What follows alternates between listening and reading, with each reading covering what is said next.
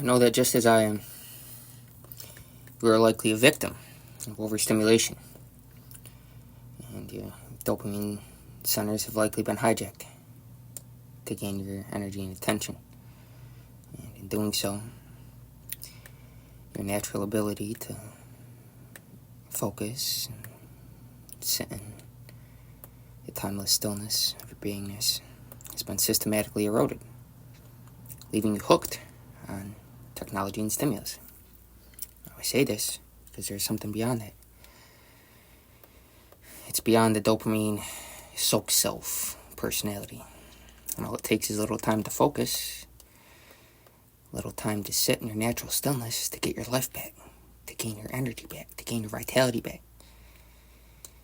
And when you do, your natural spiritual attributes and capabilities will again surface. You'll get your powers back. Back from the, what is conventionally called the Matrix.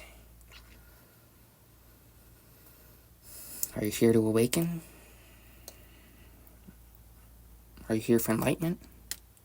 Or for continuous senseless entertainment? Simply just ask yourself that as you listen to what I have to say today. Because in God's presence we win.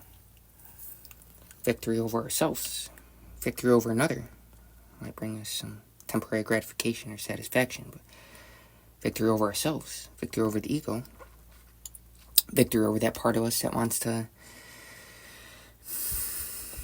be enslaved to the divinity's external energy, because everything's one God, but there are some forces that have strayed from that God, and they want to control creation as opposed to align with it and be one with it, and to surrender to it, and to harmonically tune to that sacred energy within us.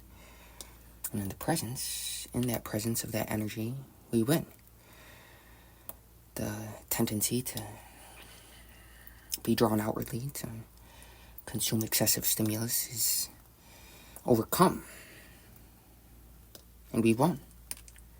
And that's the blessing. That's a blessing inherent within each and every one of us. Because divinity, the presence of God, is our source intelligence. So accordingly, naturally, it's in accord to seek God's will, or God's presence, because that's our source. And we live in accordance with nature's will for us, which is harmonious, life's plan for us. Then naturally we'll start to awaken from being enslaved to worldly tendencies and habits that have led us astray from the natural presence, which is always with us nonetheless, even in our most times of heartfelt suffering. Some things are pain to the heart. They're pain to the heart on the surface, because our heart wants us to align with the presence. Spiritual alignment is found not through endless entertainment, seeking things on the outside to be entertained by, but it's found through spiritual enlightenment. It's not a person, an entity, or personality that claims to be enlightened, as if there was somebody, a separate person, to become enlightened, but in the stillness of that oneness of the presence, we feel this enlightenment viscerally. It's not something that we identify with intellectually.